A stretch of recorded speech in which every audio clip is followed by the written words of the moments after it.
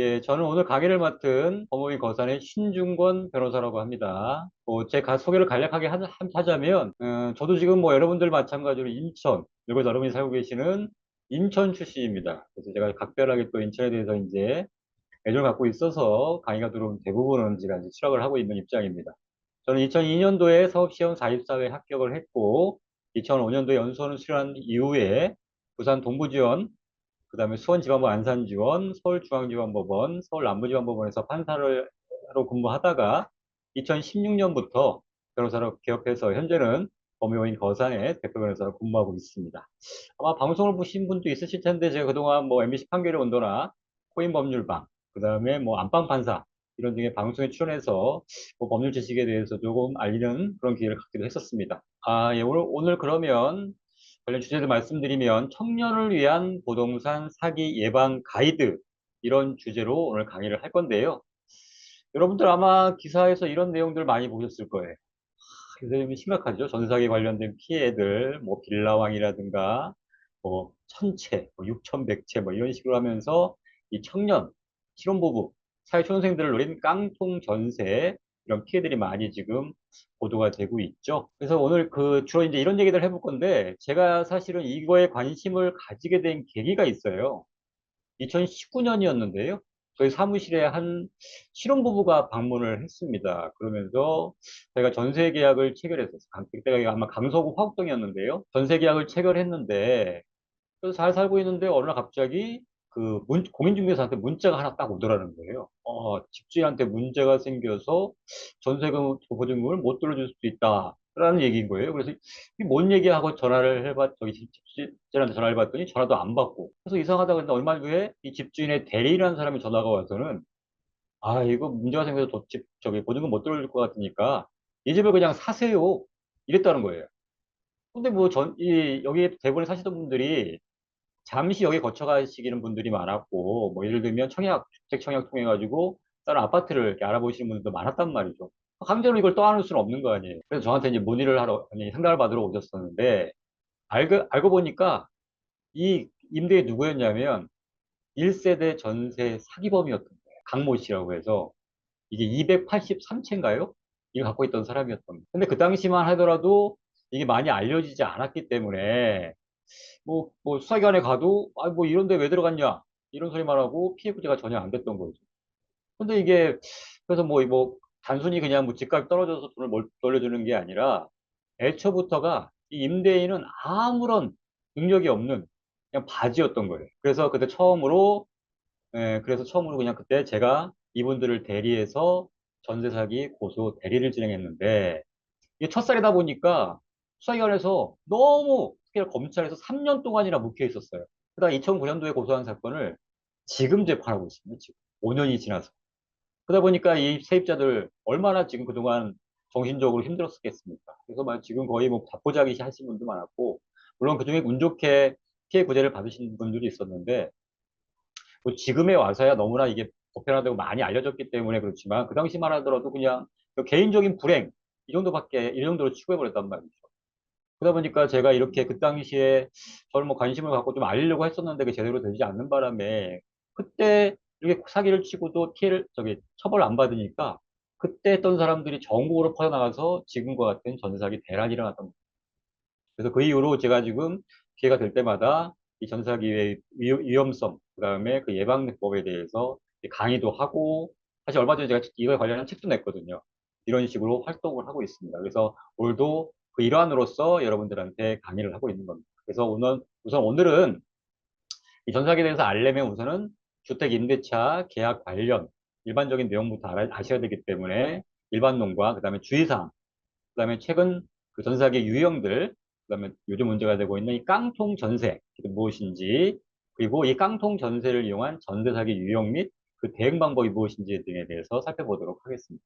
우선 그 다른 사람 소유의 주택에 거주한 형태는 크게 네 가지로 나눠볼 수가 있거든요. 첫 번째가 전세권. 이거 들어보셨는지 모르겠지만 전세랑은 좀 다른 거예요.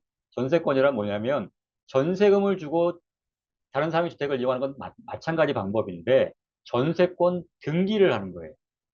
그러니까 이걸 뭐 좀 어려운 말로 하면 물권이라고 하죠. 원래 전세는 채권이라고 해서 어떤 의무나 이런 것들을 지우는 것밖에 안 되는데 이 전세권이란 물권이어서 아주 강력한 권리가 생기는 겁니다. 그래서 이 법률상 의미도 전세권이라 불리고요.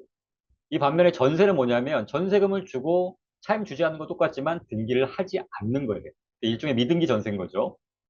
이 전세권, 반전세나 월세는 보증금을 주고 차임도 매월 지급하고 다른 사람이 그걸 이용하는 방법인데 이 보통 이게 임대차, 아까 전세와 마찬가지로 임대차로 불리는 겁니다. 반면에 사글세라는 게 있어요. 지금은 잘 안 쓰이지 않는 건데 임차 기간 동안에 차임 전부를 미리 지급하고 다른 사람이 주택을 이용하는 방법이에요. 그것도 임대차 일종이긴 한데 지금 전국적으로 보면 제주도에 지금 연세라는 이름으로 지금 이용되고 있거든요. 그러니까 1년치 월세를 차임 전부를 한꺼번에 선지급하는 거예요. 그러니까 먼저 전체 차임 전부를 지급하는 형태를 보통 큰 넓은 의미로서 사글세라고 불리는 거죠. 이것도 마찬가지로 임대차라고 합니다. 그럼 다음에 이제 부동산 매물의 종류를 한번 살펴볼게요. 여러분들 이제 용어가 이제 좀 헷갈리시는 분들이 있어 설명을 드리려는 건데요. 처음에 이제 다가구가 있어요. 다가구가 있고 다세대가 있고 아파트가 있고 오피스텔. 이게 총 이게 흔히 이용되는 이제 형태가 크게 네 가지로 볼 수가 있는데요. 우선 이제 다가구주택이란 건 뭐냐면 이 법률적인 요건은 주택으로 쓰는 층수가 3개 층 이하고 한 개 동의 주택으로 쓰이는 바닥 면적의 합계가 660제곱미터 이하여야 돼. 그다음에 19세대 이하가 거주할 수 있는 주택을 말합니다. 근데 이 주택법상으로는 뭐 여러 세대가 살고 있지만 단독주택으로 분류돼요. 그래서 각 호실로 이름은 뭐 아마 저기 출문에 호실은 구별이 돼 있겠지만 세대별로 등기가 돼 있지 않아요. 그냥 하나의 건물에 단독으로 등기가 돼 있어요. 그래서 소유자도 한 명인 거죠. 이해가시죠? 다음으로 이제 다세대가 있어요. 이게 뭐 바닥 면적이나 뭐 층수 이런 것들은 비슷한데 이게 주택법상으로는 공동주택으로 분류되기 때문에 개별 호수별로 등기가 돼 있어요. 등기가 되어 있느냐 안 되어 있느냐가 가장 큰 차이예요. 그래서 개별적으로 개별 호수별로 소유자가 다른 경우도 많고요. 그 다음에 이제 아파트 가장 이제 흔한 이제 대표적인 주거 형태라고 볼 수 있겠죠. 이거는 주택으로 쓰는 층수가 5개 층 이상인 주택을 보통 아파트라고 부릅니다. 그다음에 우리가 보통 이제 쓰는 용어긴 한데 이게 원칙적인 용어, 그러니까 법률적인 용어는 아니에요. 빌라라는 게 있어요. 이게 주택의 한 종류인데 원래 영어 뜻, 이건 아주 고급 주택을 원래 빌라라고 하는데 영어로는 우리나라에서는 4층 이하의 소형 공동주택을 타는 말로 의미가 변화되어 사용되고 있습니다. 그다음 다음으로 이제 오피스텔, 이제 업무를 주로 하면서 일부 구획 중에서 이제 숙식을 할 수 있도록 된 건축물을 말하는데 이거 다 이제 기준이 좀 있다는 거죠. 그 기준에 맞아야 됩니다. 그 오피스텔은 원래 업무를 위한 공간이지만 우리나라에서는 주거용으로 많이 사용되고 있죠. 그래서 주택법상으로는 원래 주택은 아니지만 주택에 준해서 본다고 해서 준주택으로 분류가 되고 있습니다. 그다음에 이제 이게 전세라는 게 이제 오늘 주된 내용 중에 그 유형 중에 하나인데 이 전세라는 거에 사실은 뭐 여러분들 아시겠지만 우리나라에만 아주 고유한 제도라고 볼 수 있어요. 다른 나라에 찾아보기 힘든 아주 독특한 제도예요. 이게 그러면 전세라는 게 어디에서 유래됐냐라고 보니까 이 조선시대 전당이라는 제도에서 유래했다는 설이 가장 유력한데요. 이는 원래는 집이 아니라 그 농지를 담보로 돈을 빌리면서 담보로 토지 문서를 맡기는 제도였어요. 근데 이후 전세 제도가 이 일제강점기를 거치면서 이제 보편화된 것으로 이제 알려졌는데 이제 1876년에 강화도 조약에 따라서 이제 세계 항구 부산, 인천, 원산 이게 개항이 됐고 그러면서 어떻게 돼요? 일본인들이 많이 들어오게 됐단 말이죠. 그러다 보니까 일본인 살 거주지가 이제 필요했고 농촌 인구가 그렇게 하다 보니까 일본인들이 들어오고 농촌 인구가 이제 이동하다 보니까 그 살 곳이 필요하다 보니까 이런 식의 전세제도, 독특한 전세제도가 이제 마련되게 됐는데요. 이렇게 됐는데 이후에 50년대 6.25 전쟁과 60년대 산업화 과정에서 도시특난이 심화되면서 특수한제로 자리 잡게 됐습니다.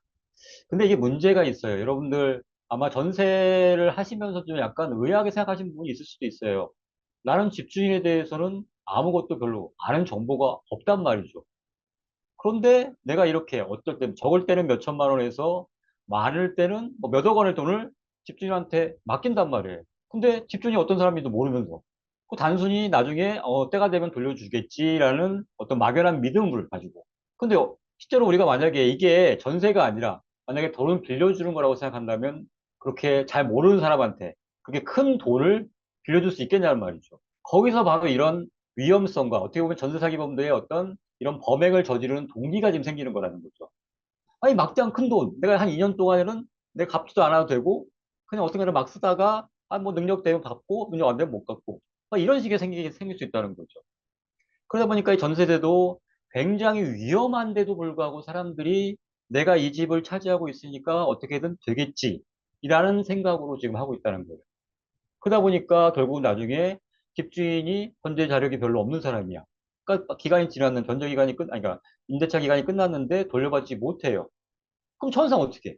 이 집을 가지고 경매를 통해서 받아야 되는데 내가 그걸 다 받는다는 보장이 없어요. 그러니까 어떻게 되겠어요? 전세를 들어가기 전에 꼼꼼하게 살펴보고 내가 정말로 받을 수 있는지 그 대비책까지도 마련하는 게 필요하다는 얘기인 거죠. 그러면 이제 임대차에 대해서 이제 제일 중요한 용어 두 가지를 살펴볼게요. 우선 대항력이라는 용어가 있어요. 뭐 이거 다 많은 분들이 들어보셨고 뭐 많이 아실 거예요. 이 배양력에는 뭐냐? 이미 발생하고 있는 법률 관계를 그 계약 관계를 맺은 임대인이 아니라 제3자에 대해서도 주장할 수 있는 효력이에요. 아, 당연히 임대인이야. 내가 계약한 당사자니까 그 사람한테는 당연히 주장할 수 있겠죠. 근데 그게 아니라 다른 사람, 예를 들면 이 주택을 새롭게 매수한 사람에 대해서도 주장할 수 있으려면 바로 이 계약력이 있어야 된다는 거예요. 그럼 계약력은 언제 생기느냐? 주택을 즉 이사를 하고 그 다음에 주민등록, 즉 전입신고를 해야 생겨요. 근데 여기서 한 가지 주의할 게 있어요. 언제 생기냐, 그 효력이. 바로 생기면 좋은데 그게 아니라 그 다음날 0시부터 효력이 발생하는데 문제가 있어요. 이 왜 문제가 되느냐면 나중에 다시 살펴보도록 할게요. 그 다음에 그래서 이게 계약력을 요건을 갖추기 이전에 만약에 해당 임대주택에 분양이 설정돼 있고 가압류가 설정돼 있어요. 그럼 어떻게 돼요? 내가 계약력을 갖추기 전에 했기 때문에 다른 사람이 먼저 분양이나 가압류를 했기 때문에 나중에 경매 절차에서 내가 임차인, 경락받은 사람한테 이 사람이 경락자한테 이게 임차인의 대항력을 주장할 수 없게 되는 거예요. 따라서 이 제일 앞선, 즉 선순위의 대항력을 갖춘 임차인이지만이 완전하게 대항력을 행사할 수 있다. 이거를 주의할 필요가 있습니다. 무슨 말인지 아시겠죠? 내가 대항력을 갖추기 전에 위에 다른 권리자가 아무도 없어야 한다는 얘기예요. 우선 변제권이라는 건 다시 한번 설명을 드리면 이 임대차 기간이 정상적으로 진행이 되고 나중에 임대차 보증금을 정상적으로 돌려받은 상황에서는 아무런 관심을 가질 필요가 없는 거예요. 근데 만약에 항상 그렇지는 않잖아요. 임대인 돈을 돌려주지 못해요. 그럼 어떻게 됩니까? 결국은 그 집에 대해서 경매를 진행해야 될 거 아닙니까? 근데 그 경매 절차에서 내 보증금을 다른 권리자나 다른 채권자보다 먼저 변제받을 수 있는 권리, 그게 바로 우선 변제권이라는 거예요. 내가 우선해서 변제를 받을 수 있는 권리. 근데 이 우선 변제권이 성립하려면 어떻게 되냐? 두 가지 요건이 필요해요. 아까 대항력, 그럼 기본적으로 갖추고 있어야 됩니다. 대항력 요건이 뭐였죠? 이사, 그 다음에 전입신고. 이걸 갖춘 상태에서 확정일자를 받아야 돼요. 확정일자 받은데 이 날짜가 내가 이 확정일자를 받기 이전에 다른 권리자가 있으면 안 돼요. 다른 사람 누구보다도 먼저 확정일자를 받아야 내가 우선해서 변제를 받을 수 있다는 거죠. 그래서 이게 왜 중요하냐 한번 이 전입신고하고 확정일자 순서 요게 지금 문제가 되는 경우도 있어서 한번 예를 들어서 한번 살펴보도록 할게요. 이 효력 발생 시기가 차이가 나기 때문에 그래요. 아까 대항력은 이 다음날 0시에 효력이 발생한다고 그랬죠. 근데 우선 변제권은 이 확정일자, 대항력 플러스 확정일자인데 이 확정일자를 갖출 때 성립하기 때문에 요게 좀 시점이 차이가 좀 있어요. 이거를 좀 쉽게 설명하기 위해서 예를 들어 볼게요. 첫 번째가 이제 이사를 12월 1일 날 했어요. 전입신고도 12월 1일 날 했어요. 그리고 확정일자도 12월 1일 날 받았어요. 그럼 어떻게 합니까? 대항력은 점유하고 전입신고죠. 점유하고 전입신고 언제 했습니까? 12월 1일이니까 당연히 12월 2일 0시에 발생하죠. 근데 그 다음에 우선 변제권은 어때요? 이 대항력을 갖춘 상태에서 확정일자를 받아야 된다고 그랬죠. 확정일자도 12월 1일 날 받았어요. 근데 어떻게 돼요? 이거 12월 1일 날 받아져서 바로 효과가 발생할 수 있지만 이 대항력을 갖추는 시기가 다음날 0시이기 때문에 12월 2일 0시에 우선 변제권의 효력이 발생합니다. 이해 가시죠? 다음으로 이제 이사는 12월 1일, 전입신고도 12월 1일 날 했는데 확정일자는 12월 2일 날 받았어요. 그러면 대항력은 마찬가지로 다음날 0시니까 12월 2일 0시에 발생하겠죠. 근데 우선 면제권은 어때요? 12월 2일 날 했지만 12월 2일 날 0시에 이미 대항력은 발생했으므로 확정일자를 받는 순간에 바로 우선 변제권이 발생한다는 얘기예요. 예를 들면 12월 2일 날 내가 오후 한 2시쯤에 확정일자를 받았다. 그러면 우선 변제권은 12월 2일 오후 2시에 발생한다는 얘기인 거죠. 그러면 세 번째, 12월 1일 날 이사라고 12월 2일 날 전입신고라고 확정일자는 12월 1일 날 받았어요. 뭐 이런 경우가 흔한 경우는 아닌데 예를 들면 이렇게 했단 말이에요. 그럼 대항력은 언제 발생합니까? 점유와 전입신고 마친 다음날 0시라고 그랬죠. 근데 이 전입신고를 늦게 하는 바람에 어떻게 됩니까? 이거보다 이 다음날 0시니까 12월 3일 0시에 발생한다는 얘기죠. 그리고 우선 변제권도 어때요? 우선 확정일자는 비록 12월 1일 날 받았지만 이 전입신고를 늦게 하는 바람에 우선 변제권의 발생 시기는 이 대항력이 발생하는 시기와 동일하게 12월 3일 0시에 발생합니다. 이렇게 차이가 나죠. 그러니까 어떻게 됩니까? 이사하는 날 바로 전입신고와 확정일자를 모두 받는 것이 중요하죠. 근데 그거 오해하시는 분들이 가끔 있더라고요. 이사 전에 나 확정일자 빨리 받아서 우선 변제권 확보해야지 라면서 확정일자를 먼저 받는다고 해서 우선 변제권이 먼저 생기는 게 아니라는 점은 명심할 필요가 있습니다. 다음으로 이제 그러면 여러분들 이제 계약을 체결할 거예요. 계약을 체결할 때 그러면 뭐 주의할 사항들 아주 되게 많아요. 근데 뭐 대표적인 거 몇 가지만 좀 우선 살펴보도록 할게요. 첫 번째, 이제 당연히 집주인하고 계약을 체결하면 좋은데 집주인이 이제 멀리 외국에 살거나 아니면 일이 있어 못 나온다. 그래서 대리인과 계약을 체결하는 경우가 있을 수 있겠죠. 그럼 어떻게 돼? 뭘 확인해야 되죠? 당연히 위임장 있는지, 그다음에 인감증명서 첨부했는지 이걸 좀 확인해야 될 거 아닙니까? 근데 단순히 위임장, 인감증명서 있네? 이거만 보시면 안 된다는 얘기예요. 위임장에는 구체적인 내용들이 기재가 돼 있어야 돼요. 임차 목적물 수지, 소유자의 성명과 연락처, 계약 목적, 그다음에 대리인의 이름, 주소, 주민등록번호, 그다음에 날짜 이런 것들이 기재되어 있어야 되고요.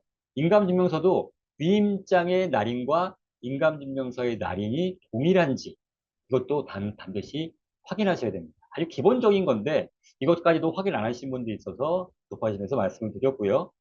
두 번째 이제 가끔 그런 말씀 하시는 분들이 있어요. 나 계약서 안 썼는데요? 그러면 필요가 없는 거 아니에요? 나 그냥 물리면 안 될까요? 이렇게 말씀하시는 분들이 있어요. 근데 이런 말씀 많이 들었죠. 구두계약도 계약이다. 계약서 없이 이루어진 구두약정도 필요가 있습니다. 다만 이 왜 계약서가 필요하냐? 어떠어떠한 내용으로 계약이 성립됐다는 것을 확실하게 입증하기 위해서 분쟁이 발생했을 때 그걸 입증하기 위해서 필요한 서류인 거예요. 확인하는 서류인 거죠. 그러니까 그래서 이거 계약서가 없더라도 계약은 유효하지만 나중에 계약의 내용과 관련해서 문제가 발생했을 때는 계약서가 있어야지 당연히 그걸 입증하기가 용이하겠죠. 그러니까 그래서 반드시 계약서는 작성하는 것이 좋습니다. 그다음에 이제 가계약금이라는 것 때문에 이제 분쟁이 발생하는 경우들이 있어요. 혹시 가계약금이란 말 많이 들어보셨나요? 이 계약금 우선 이제 집을 이제 내가 이제 여러 보러 온 사람들이 많다 이러면서 공인중개사가 이거 우선 뭐 확보하기 위해서 우선순위 확보하기 위해서 얼마라도 좀 걸어두시라. 100만 원이라도 좀 걸어두시라. 그래야 이제 이거에 대해서 계약이 진행될 수 있다라고 하면서 가계약금을 맡기는 경우들이 있어요. 근데 이게 뭐 100만 원, 200만 원은 좋은데 가끔가다 금액이 좀 클 때가 있거든요. 그래서 이거 갖고 이제 발화 문제 때문에 이제 분쟁이 생기는 경우가 있어요. 근데 우리가 보통 이제 거기 가계약금이라고 부를 때 이게 정식의 법적 용어는 아니거든요. 근데 이게 두 가지 경우가 있어요. 예를 들면 처음에 말씀드렸던 것처럼 이제 우선순위를 주기 위해서 이게 좀 우선 나중에 다른 사람 보르기 전에 먼저 협상을 하려면 우선순위를 줄 테니까 얼마를 걸어라. 그러니까 이게 진짜 의미의 가계약이겠죠. 그런데 계약의 내용을 다 집도 다 보고 계약 내용도 다 정했는데 계약서만 다음 날이나 다다음 날 쓰기로 하고 일부 그 금액을 맡겨놓는 경우가 있어요. 이때도 이제 가계약금이라고 부르긴 하는데 이때는 정식으로는 사실 가계약금이 아니에요. 그때는 계약이 성립됐고 계약금의 일부로 받은 겁니다. 그래서 이 경우라면 내가 만약에 계약을 포기하겠다라고 한 데서 받을 수가 없어요. 임차인 입장에서. 그때는 그냥 그걸 포기해야 돼요. 그 돈 자체를. 근데 만약에 그냥 우선순위, 그냥 나중에 이거 우선 집 보려면 우선 돈을 맡겨놓으세요라고 해서 했던 경우라면 그때는 이 반환을 해주는 게 원칙적으로 이제 성립할 수가 있어요. 그 경우에는 이제 협의를 통해서 계약금을 돌려받을 수가 있는데 계약의 내용을 다 정하고 나서 계약서만 안 썼다. 이때는 돌려받기 어렵고 그 다음에 반대로 임대인 입장에서는 그 계약금의 2배. 이때의 계약금은 내가 받은 계약금이 아니라 원래 계약서에서 계약금이라고 정한 금액의 2배를 돌려줘야 되는 거죠. 요거는 조금 중요한 문제인데 사실 이걸 정확하게 모르시는 분들이 많아서 말씀을 드렸고요. 그 다음에 공동소유자 중 1인과 임대차 계약을 체결하는 경우들이 있어요. 그러니까 예를 들면 2명, 부부가 공동으로 소유하는 주택이라든가 아니면 상속받은 재산이어서 여러 명이 이제 공유하고 있는 부동산이 있는 경우가 있어요. 그런데 임대인이라고 나온 사람이 한 명이에요. 이게 어떻게 되냐? 근데 보통의 경우에는 계약 체결해서 그다음에 이행까지도 별 문제가 없는 경우 있어요. 근데 예를 들면 부부였는데 뭐 예를 들면 이제 이혼한다고 해서 막 다툼이 일어난 경우라든가 이 공유자들 사이에서 이제 분쟁이 생겨서 왜 네 맘대로 막 임대차 계약을 체결했냐라고 하면서 다툼이 생기는 경우가 있어요. 그래서 이런 경우에 대비해서 이 다른 소유자들과 다른 소유자들에 대해서도 그 임대차 계약서에 동의란을 만들어서 동의를 받는 게 이게 어떻게 보면 가장 안전한 방법입니다. 물론 동의를 안 받았다고 해서 요즘 최근에 나온 판례에 따르면 그 다른 소유자가 임차인을 상대로 해서 건물 명도를 청구할 수는 없어요. 이게 최근에 나온 판례거든요. 그렇긴 하지만 분쟁에 휘말릴 수가 있으니까 처음부터 다른 소유자들의 동의를 받는 것이 안전하다는 얘기예요. 그 다음에 이제 그런 경우는 잘 없는데 전대차라는 게 있어요. 예를 들면 임차한 주택 중에 방 한 칸을 다시 이제 새를 놓는 경우. 이게 이제 전대차라고 부르는데 뭐 이런 뭐 근데 흔한 경우는 아닌데 예를 들면 내가 잠만 자는 방 구하기 위해서 이 방 한 칸을 가끔 이제 임차하는 경우들이 있거든요. 근데 이게 주의할 점이 있습니다. 이 임차한 건물을 다시 임대하려면 종전 임대인의 동의가 있어야 돼요. 집주인의. 근데 그거 없이 했다가는 집주인이 나가라고 하면 나가는 수밖에 없어요. 그러니까 만약에 그렇게 방 한 칸을 만약에 내가 전차, 그러니까 임대된 집 중에서 방 한 칸을 내가 다시 임차를 해야겠다라고 한다 그러면 반드시 집주인의 동의를 받는 것이 필요합니다. 아시겠죠? 그다음에 요즘 문제가 되는 게 또 있어요. 이 신탁 부동산이라는 게 있는데 여러분 신탁 부동산 혹시 들어보셨나요? 특히 이제 오피스텔 같은 게 많아요. 내가 이제 토지 소유자인데 이제 건물을 지어서 이제 임대를 하고 싶어. 아니 분양을 하고 싶어. 근데 내가 돈이 없어. 그러면 어떻게 됩니까? 금융기관으로부터 돈을 빌려야 되겠죠. 근데 금융기관에서 그냥 빌려주겠어요? 안 빌려주죠. 그럼 토지에 대해서 근저당권을 설정하면서 나중에 어떻게 하느냐? 이 집에 대해서도 근저당권을 설정하는 경우도 있고 아니면 어떻게 하냐? 이 건물이 지어지면 이 건물을 신탁회사에다가 수탁을 해라, 맡겨라. 그래야 이 사람이 함부로 팔 수가 없으니까. 그렇게 해가지고 이제 신탁된 부동산이 있어요. 그런 거 보면 신탁자. 그래서 이건 보통 이제 토지 소유자가 되겠죠. 건축주. 그 다음에 수탁자가 이제 신탁회사가 돼요. 그 부동산 등기부등본을 보면 수탁자 누구, 뭐 신탁자 누구 이렇게 써져 있는 게 있단 말이죠. 이런 건물. 근데 처음에 이 건물의 소유자, 건축주가 원래 그 건물의 소유자로 원래 소유권 등기가 되거든요. 그러니까 어떻게 하냐? 이 토지 건축주가 이거 원래 내 건물 맞지 않냐? 그러니까 나한테 이걸 임대할 권한이 있다. 라고 하면서 이 건물을 임대하는 경우도 있어요.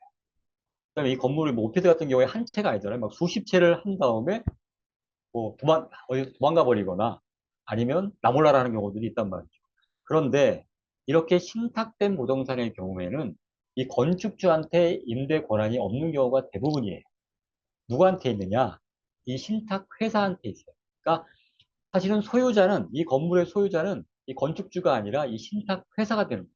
그러니까 만약에 임대차 계약을 체결하려고 하더라도 원래는 신탁회사랑 해야 되고 적어도 신탁회사의 동의가 있어야 돼요.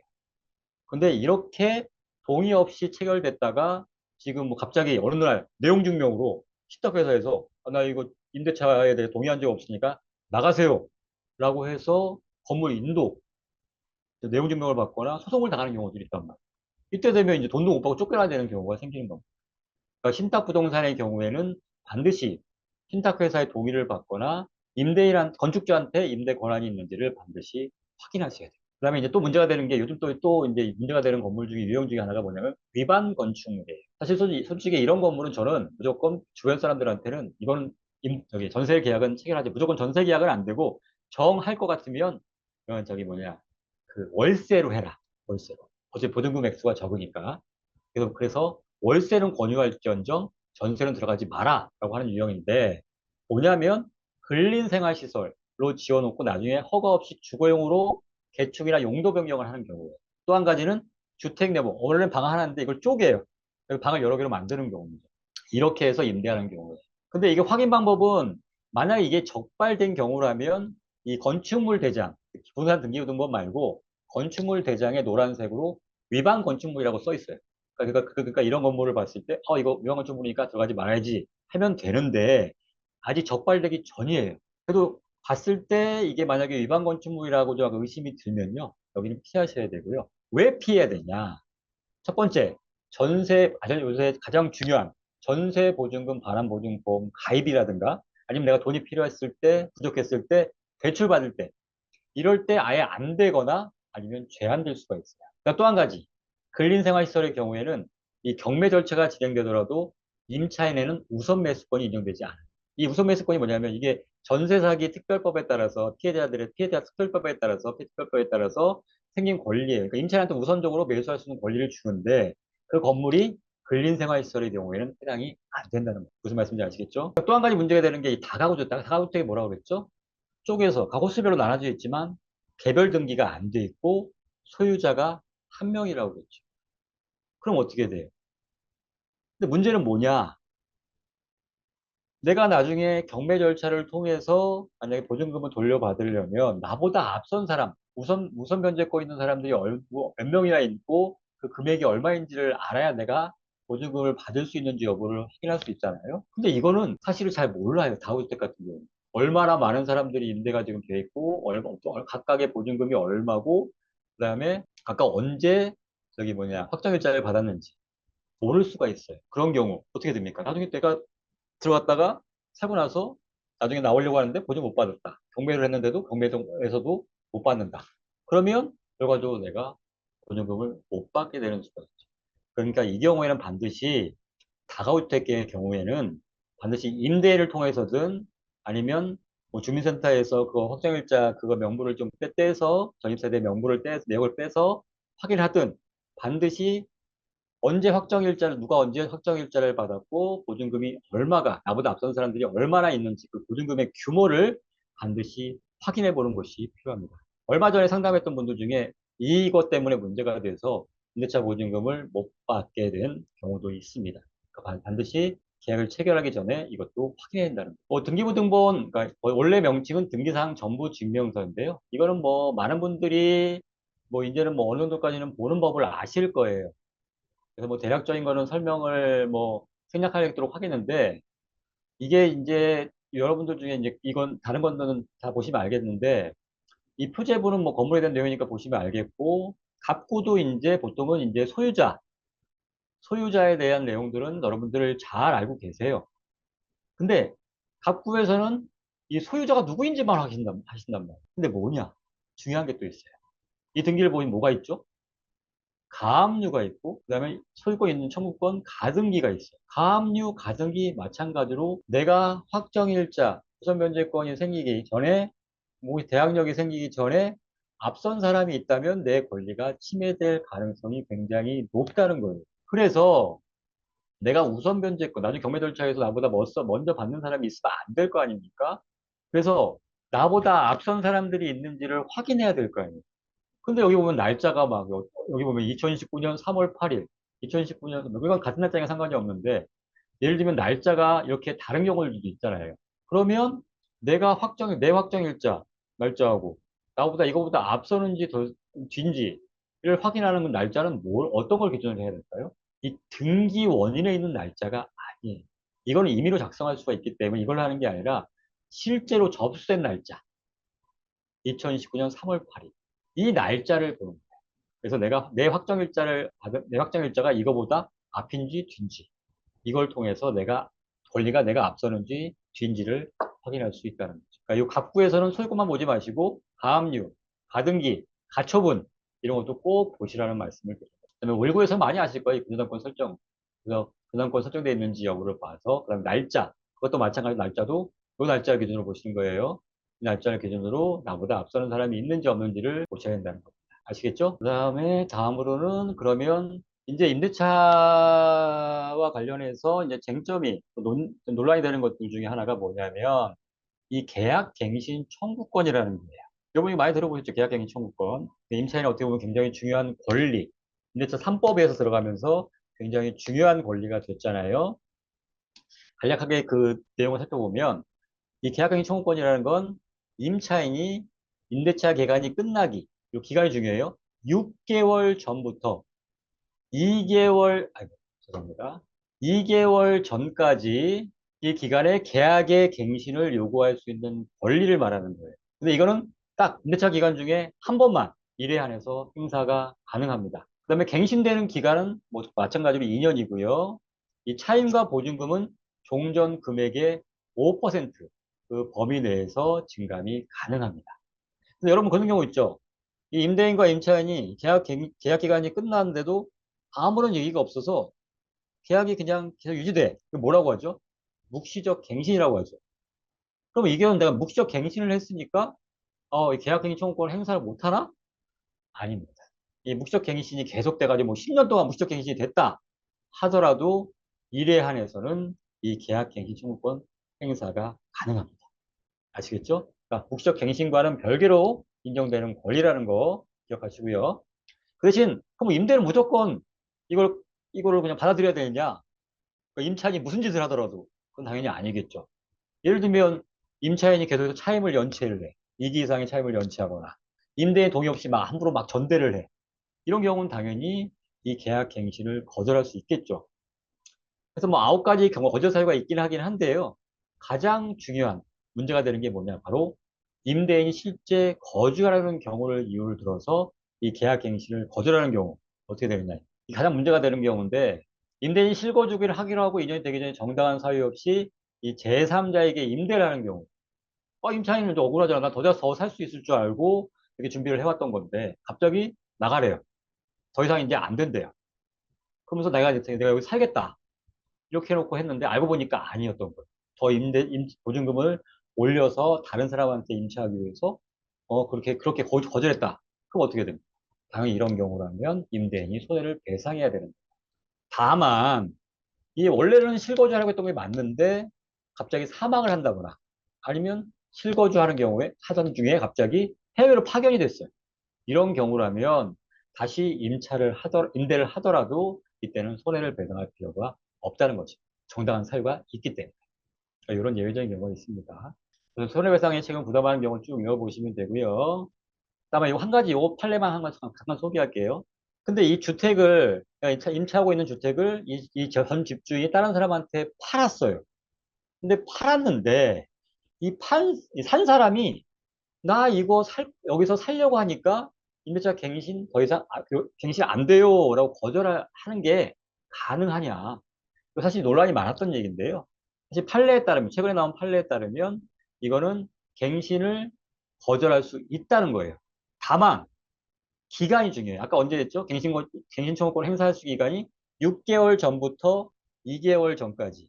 요때 갱신 청구할 수 있다고 그랬죠. 요 기간 내에 거절해야지만이 이게 가능하다는 거예요. 아무 때나 할 수 있는 건 아닙니다. 무슨 말씀인지 아시겠죠? 그러니까 그 기간 내에만 만약에 갱신 거절하면 주택의 매수인도 거절할 수 있다. 이거는 중요한 판례가이고 또 한 가지. 근데 그런 경우가 아니고 이제 실제 거주를 한다고 해놓고 나서 다른 사람들한테 다시 임대한 경우에 실제로 실제 거주하려는 의사가 있었느냐 그거에 대한 입증 책임이 종전에는 임차인한테 있다고 하는 판례들이 쭉 있었거든요. 근데 최근에 이게 임대인한테 있다라는 걸로 바뀌었습니다. 그래서 내가 만약에 집주인이 저거 원래 자기가 살 것도 아니면서 살 것처럼 해놓고 이제 다른 사람한테 임차했다고 하면서 손해배상 청구하는 경우에 이제 임대인이 오히려 내가 실제 거주하려 했던 것이 맞는데 불가피한 사정으로 내가 그렇게 하지 못했다라는 걸 임대인이 입증해야 된다는 겁니다. 아시겠죠? 근데 임대차 계약서에 이제 역시 이제 중요한 사항들이 이제 중요한 게 또 하나 뭐가 있냐면 여러분들 이제 계약서 보시면 특약사항란이 있잖아요. 계약서 밑에 보면. 근데 특약사항란 보통 이제 공인중개사가 한두 가지 써놓고 많은 경우가 많아요. 그리고 그냥 뭐 특별히 더 임대인한테 요구하거나 이러지도 않고요. 그죠? 뭐 괜히 요구했다가 괜히 또 안, 내가 임대 안 하겠다 이러면 또 이게 또 안 될 것 같으니까 그럼 또 말하기도 좀 약간 그렇고. 그러다 보니까 그냥 내가 사실은 요거 좀 했으면 좋겠는데 하는 사항이 있어도 특약사항으로 못 넣는 경우들이 많단 말이에요. 근데 이 특약사항 굉장히 중요합니다. 이 전세보증금, 나의 전세보증금을 지키기 위해서 가장 중요한 것 중에 하나일 수도 있어요. 그러니까 이 특약사항을 잘 활용하는 것도 필요하다. 그래서 과감하게 김대한테 요구를 하고 정 그게 불편하다고 하면 공인중개사를 통해서 이런 특약사항 꼭 들어갔으면 좋겠다라고 요구해서 뭐 전부는 다 아니더라도 제가 중요하다고 생각하는 몇 가지라도 꼭 반드시 계약서에 기재할 수 있도록 하는 게 필요합니다. 우선 뭐 가장 많이 들어간 게 그거죠. 뭐 이제 금융권 설정되어 있는 경우라면 뭐 당금 지급 시까지 말소한다. 그럼 뭐 더 이상 뭐 금융권 설정하지 않는다. 이렇게 써 있는 경우도 많아요. 근데 그때 만약에 이걸 지키지 않으면 그럼 어떻게 할 거냐? 이때는 반드시 계약을 해지하고 그다음에 거기다가 위약금으로 손해배상으로 얼마를 지급한다. 라고까지 기재하는 거예요. 어떻게 보면 강제하는 효과가 있는 거죠. 이렇게 해놔야지만이 나중에 계약의 그 해지 문제를 좀 더 손쉽게 해결할 수가 있습니다. 그 다음에 요거 뭐 여러 가지 쭉 있는데 그 중에서 또 한 가지 한번 살펴볼게요. 이 목적물 매도 시 임차인에게 통지한다. 사실은 여러분 이거 아시는지 모르겠지만 만약에 내가 집을 여기 살고 계약을 체결하고 살고 있는데 어느 날 갑자기 집주인이 바뀌었다는 걸 직접 통지받은 게 아니라 예를 들면 등기부등본을 떼봤더니 집주인이 바뀌어 있거나 아니면 내가 뭐 예를 들면 뭐 일부 뭐 건물 뭐 일부 좀 파손된 부분이나 아니면 뭐 하자가 있어가지고 수리를 부탁하기 위해서 집주인한테 전화를 했더니만 나 이 집이 이미 그 집 팔았는데요? 라고 하는 경우도 있을 수 있어요. 어떻게 황당하죠? 그럼 어떻게 돼요?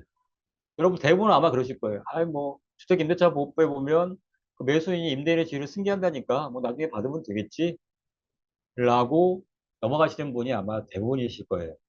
그렇죠? 그런데 내가 뭐 지금 뭐 종전에 계약한 임대인에 대해서도 잘 모르긴 하지만 이 바뀐 임대인은 더 모르잖아요. 본 적도 없는 사람이니까. 근데 그 사람이 나중에 내가 이걸 돌려줄지 안 돌려줄지 내가 그거를 어떻게 알겠어요? 불안할 수 있잖아요. 그럼 어떻게 돼요? 불안한데도 계속해서 임대차 기간이 끝날 때까지 버티고 있어야 되느냐? 아닙니다. 이럴 때 만약 내가 불안하다. 이제 난 이거 불안해서 못 자겠다.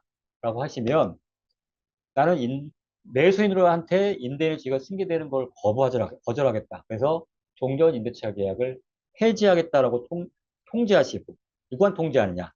나랑 계약을 체결했던 종전 임대인한테 그렇게 하시고 보증금을 돌려달라고 얘기를 하시면 돼요.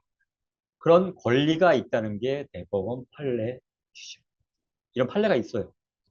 실제로. 근데 대부분 이게 늦게 발견하는 경우도 대부분이거든요. 그러니까 집주인이 바뀌었다는 걸 모르는 경우가 대부분이에요. 그럼 어떻게 돼요? 아예 그래서 계약 시에 이 부분, 목적물 만약에 매도할 경우에는 임차인에게 통지한다라고 하고, 만약에 통지하지 않았을 때는 그 임대인의 그 보증금에 대한 반환 문제는 종전 임대인도 책임을 지는 걸로 이렇게 특약사항을 넣을 수도 있겠죠. 사실 이게 생각보다 중요한 부분이에요. 그래서 만약에 그래서 통지를 받으면 내가 계속 새로운 임차인한테 승계되는 거를 내가 그냥 받아들일지 아니면 나 여기서 그냥 계약을 끝낼지 그런 내가 선택할 수 있는 그런 권리가 생기니까요. 또 한 가지, 요새 많이 하긴 하는데요. 전세 보증금 반환 보증보험, 이 가입을 조건으로 해서 계약을 체결하는 거죠. 이 계약은 전세보증금 반환보증보험 가입을 조건으로 한 계약임. 만약 전세보증금 반환보증보험 가입이 거절되는 경우에는 임대차 계약을 해지하고 즉시 임대차 보증금을 반환한다. 이런 거를 특약사항에 넣을 수 있겠죠. 그 다음에 예를 들면 또 이 하자 관련된 부분 어디까지가 하자이냐 그다음에 나중에 이 파손된 부분 아니면 하자가 아니면 수리해야 될 부분 이 수리에 관련돼서 이걸 누가 부담하고 어떻게 할 것이냐에 대한 부분도 사실은 미리 좀 정해놓으면 오히려 편할 수 있어요. 그러니까 이러한 거에 수리가 필요한 경우에는 누가 책임지고 이러이러한 거에 수리가 필요할 경우는 누가 책임지고 이렇게 해놓는 거죠. 미리 그, 그 기준을 정해놓는 거예요. 또 한 가지, 원상복구 때문에 분쟁이 생기는 경우도 있고, 실제로 보증금 일부를 내가 공제하고 주겠다라고 하는 임대인도 있어요. 그러니까 어떻게 됩니까? 현재 내가 들어가는 이 집의 상태에 대해서 쌍방이 어떤 자료를 통해서, 예를 들면 사진을 찍어 놓거나 이렇게 해서 공유를 한 다음에 이 상태대로 반환하는 거다. 이것보다 뭐 예를 들면 어쩔 수 없이 세월이 지나감에 따라서 뭐 좀 약간 낡거나 이런 부분도 어쩔 수 없지만 이건 파손되는 부분에 대해서는 이걸 기준으로 이 사진을 기준으로 원상복구를 한다라고 해서 미리 정해놓는 거죠. 그러면 어떻게 됩니까? 나중에 혹시라도 그런 문제가 발생했을 때 분쟁, 법적으로까지 가는 분쟁은 막을 수 있다는 겁니다. 그러니까 여기 써졌던 이 9가지 이 특약사항 중에 여러분들이 할 수 있는 것들은 최대한 이 계약서에서 기재하는 것이 필요합니다. 또 직접 하기가 곤란하시면 공인중개사를 통해서 이렇게 좀 임대인과 협의가 좀 할 수 있도록 하는 게 중요합니다. 그다음에 다음으로 이제 오늘 중요한 내용인데 이 전상의 유형에 대해서 살펴볼게요. 이게 뭐 그렇게 뭐 이거 말고도 여러 가지가 있을 수 있어요. 근데 대표적인 유형들을 좀 살펴보는 거예요. 첫 번째가 이제 깡통 전세, 그다음에 신탁 부동산 사기, 그다음에 이중 중복 계약 사기, 그다음에 불법 건축물, 위반 건축물에 대한 사기, 그다음에 다가구 주택 사기 등이 있어요. 뭐냐 깡통 전세가 뭐냐면 원래 깡통 전세 이 집에 담보 가치가 전혀 없어져 버리는 거예요. 예를 들면 집의 시세가 보증금 전세 보증금보다 낮아지는 거죠. 그게 예를 들면 집값이 폭락하는 바에 낮아지는 경우도 있고 아니면 예를 들면 앞선 이 전세 보증금과 그 다음에 앞서 이 전세 계약 앞서서 이 집주인이 그녀당권을 설정한 게 집을 돈을 빌리고 그녀당권을 설정한 게 있어요. 이 피보증 채권, 피담보 채권, 그러니까 채권 최고이겠죠 보통. 이걸 합한 금액이 예를 들면 그 집의 시세의 70%를 넘어가는 경우 이런 것도 보통 이제 깡통이라고 불러요. 왜냐하면 이거는 아무런 가치가 없이 통통 비었다. 집의 가치가 비었다. 담보 가치가 비었다. 깡통이다. 그래서 부르는 이름이라는 거죠. 근데 이게 나중에 보시겠지만 이 깡통 전세는 이제 뭐 갑자기 이제 시세가 갑자기 부동산 경기 폭락으로 생기는 경우도 있지만 요즘은 이 문제가 되는 깡통 전세는 뭐냐면 애초에 시세를 속여서 그렇게 계약을 체결하는 인위적으로 만들어낸 깡통 전세를 만드는 거죠. 이것 때문에 문제가 되는 겁니다. 뒤에 나중에 다시 살펴볼게요. 두 번째 신탁 부동산 사기. 아까 신탁 부동산에 대해서 한번 살펴본 적이 있었죠. 집주인이 원래는 임대 권한이 없어요. 왜냐하면 신탁을 했기 때문에. 그러면 어떻게 누구한테 권한이 있다고 그랬죠? 신탁회사. 신탁회사가 소유자이면서 임대 권한이 있는 거예요. 법적으로는. 그러니 근데 이 집주인이 건축주가 이거 내 겁니다. 그러니까 내가 임대할 권한이 있습니다라고 하면서 계약을 체결해놓고 임대차 보증금을 받은 다음에 나중에 돌려주지 않는 거. 이게 신탁부동산 사기고요. 그다음에 이중 중복 계약 사기. 한 집에 대해서 여러 명이 여러 사람한테 임대를 하는 경우. 이거 아주 예전 고전적인 계약 방법이죠. 아니면 나한테는 전세 계약을 임차인하고 전세 계약을 체결해 놓고 원래 집주인한테는 그러니까 대리 계약을 하는 경우가 많거든요. 그러니까 대리인이, 그러니까 권한을 위임받은 대리인이. 그러니까 이게 대부분 어떤 거냐면 집을 여러 채 갖고 있는 사람이 내가 이걸 관리하기가 힘드니까 예를 들면 공인중개사라든가 아니면 다른 제3자한테 이거 권한을 위임해가지고 임대 권한을 준 거예요. 그러니까 이 사람이 중간에 있던 이 대리인이 욕심이 생긴 거죠. 그래서 어떻게 하냐. 임차인한테는 전세 계약을 체결해서 임대차 보증금을 망창 다 받았죠. 그 다음에 집주인한테 이거 월세 계약입니다라고 하면서 월세만 몇 달치를 주는 거예요. 그래서 이 보증금을 가지고 나르는 거죠. 그럼 나중에 물론 이런 경우라도 이 집주인한테는 임대 권한을 위임했기 때문에 이게 책임이 있어요. 하지만 이 금액이 커지다 보면 이 사람이 돈이 없어서 못 돌려주겠다라고 하는 경우가 생길 수 있어요. 그러니까 이런 경우라도 반드시 집주인한테 가능하면 집주인하고 직접적으로 연락을 해서 대리인과 계약을 체결하도 집주인과 연락을 해서 이렇게 전세 계약을 체결하는 게 맞냐라고 확인할 필요는 있다는 거죠. 그 다음에 또 한 가지 약간 불법 건축물. 이게 근린생활시설인데 이걸 주택이라고 해가지고 임대하는 경우. 아니면 쪼개기를 해가지고 하는 경우. 이런 경우 다 마찬가지고 나중에 이게 보증금은 못 벌받을 수도 있고 아니면 이게 뭐 전세보증금 반환보증보험 가입이라든가 보증금 대출에 대해서 문제가 생길 수 있기 때문에 이런 집은 피하라고 말씀드렸죠. 이것도 피해보는 경우도 있어요. 그 다음에 다가구주택 전세사기. 그러니까 아까 다가구주택은 뭐라고 그랬죠? 한 건물 원래는 단독주택인데 그 안에 쪼개가지고 다 이렇게 구별돼 있어가지고 각 호실로 나눠져 있긴 하지만 등기는 전체 하나로 돼 있고 그래서 법적으로는 단독주택으로 불린다고 그랬죠. 소유자도 한 명이. 근데 다른 사람들, 나보다 먼저 들어와서 이 사회에 살고 있는 사람들의 보증금이 얼마인지를 제대로 알기 어렵기 때문에 이걸 임대인이 속이고 사실은 뭐 예를 들면 집이 시세가 20억이고 이미 앞에 들어와 있는 사람들이 전세 보증금 합계가 20억이에요. 그럼 내가 만약에 얼마를 낸다 하더라도 돌려받기 쉽지 않잖아요. 이렇게 앞선 사람들의 보증금 액수를 속여서 전세 계약을 체결하는 경우. 이게 다가구주택 전세 사기. 그러니까 이렇게 이런 유형들을 대표적인 게. 근데 그중에서 지금 가장 많이 문제가 되고 있는 게 이 깡통 전세를 이용한 일명 동시 진행 사기하고, 그다음에 신탁 부동산 사기, 그다음에 다가구 주택 전세 사기. 요 세 가지가 가장 요즘 문제가 되고 있는 전세 사기 유형입니다. 아시겠죠? 그러면 이제 그 대표적인 거 이제 그중에서 이제 오늘의 이제 하이라이트라고 할 수 있는 건데요. 문제가 되는 깡통 전세를 이용한 전세 사기에 대해서 한번 해볼게요. 이 깡통 전세는 말 그대로 집이 거의 다 빚으로 이루어져서 깡통처럼 알맹이가 텅텅 비었다라는 의미로 쓰이는 용어인데, 사실 법적 용어는 당연히 아니겠죠. 그냥 알기 쉽게, 이해하기 쉽게 이제 쓰는 용어입니다. 예를 들어 볼게요. 예를 들면 유형이 두 가지가 있는데, 첫 번째가 전셋집의 가치가 전세 보증금보다 낮아지는 경우예요. 뭐 빌라 하나를 예를 들어서 200여의 매매시세가 1,000원인데 800원의 전세 계약을 체결하는 경우. 근데 이후에 600원으로 매매시세가 하락이 돼요. 어떻게 돼요? 전세가와 매매가 역전이 되겠죠. 그러면 같은 보증금으로는 다음 세입자를 구하기가 어려워지기 때문에 당연히 전세 보증금을 들어주기 어려워지겠죠. 이건 뭐 어쩔 수 없는 면도 이 부분이 있어요. 그다음에 두 번째, 전세 보증금과 전셋집의 빚, 담보대출 합쳤을 때 집값의 80%를 초과하는 경우. 마찬가지로 202호를 예를 들게요. 202호의 담보대출 채무가 이미 내가 들어가기 전에 이미 300원이 있었어요. 근데 나는 800원의 전세 계약을 체결했어요. 근데 202호의 매매 시세는 1,000원이에요. 그럼 어떻게 돼요? 전세 보증금과 대출 채무를 합한 1,100원. 이미 매매 시세의 80%가 아니라 이미 초과를 했죠, 매매 시세를. 근데 문제는 뭐냐? 이런 집에 대해서 임대인이 돈을 못 갚았을 때 경매가 진행되지 않습니까? 근데 경매 시 낙찰가는 시세보다도 오히려 떨어져요. 7, 80%밖에 못 받아요. 그다음 어떻게 됩니까? 앞선 사람들 다 주고 나면 내가 받을 수 있는 돌려받을 수 있는 전세 보증금 액수는 터무니없이 적은 금액이 될 수밖에 없다는 거죠. 깡통 전세는 근데 이게 왜 발생하냐면 이제 부동산 시장이 하락할 때는 많이 발생해요. 그래서 뭐 집값이 하락하는 경우에는 이런 문제가 많이 발생하는데, 실제로 그래서 이 집값과 전세가 하락에 따라서 보증사고가 많이 발생하면서 이 보증공사가 물어주는 대신 변제해주는 금액이 이 올해 들어서만 3,015억 원, 사상 최대치를 기록하기도 했습니다. 그런데 이게 뭐 당연적으로 이제 발생하는 문제라면 어쩔 수 없기 때문에 뭐 크게 문제가 안 됐을 경우인데, 이 요 최근의 강통전세는 조금 다른 양상이에요. 최근의 강통전세는 이걸 의도적으로 이용해서 시세를 조작하고 전세 보증금을 편취하는 악질 사기 수법으로 이용되고 있기 때문이거든요.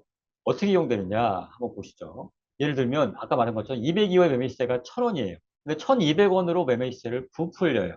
그러니까 원래가 1,000원짜리를 1,200원이라고 거짓말을 치는 거죠. 그 다음에 좀 더 저렴하게 1,100원에 전세 계약을 체결하겠다 이러면 전세 계약을 체결한단 말이에요. 근데 어떻게 해요? 거짓말을 통해 시세가 지금 부풀려졌잖아요. 그러니까 처음부터 사실은 전세값과 집값이 역전된 깡통 전세였다는 거예요. 그걸 유도해서 만들어낸 거예요. 오히려. 이게 문제가. 그러니까 시세가 갑자기 떨어져서가 아니라 애초부터 1,000원짜리를 1,200원이라고 거짓말을 해가지고 부풀려가지고 만들어낸 거예요. 그러니까 이게 문제라는 건데. 근데 이 깡통 전세와 관련해가지고 요즘 최근 이 신종 수법이에요. 이 매매 시세를 부풀리는 것과 동시에 또 여러 가지 다른 수법들이 동원되는데, 그걸 한번 살펴보도록 할게요. 이거의 일명을 동시진행이라고 하는 수법이거든요. 근데 동시진행은 어떤 어떤 물건들을 대상으로 하느냐? 주로 신축 빌라 또는 주택이에요. 왜냐? 아까 뭐라고 했어요? 깡통전세를 의도적으로 만들어내려면 어떻게 돼요? 시세를 부풀린다고 그랬죠?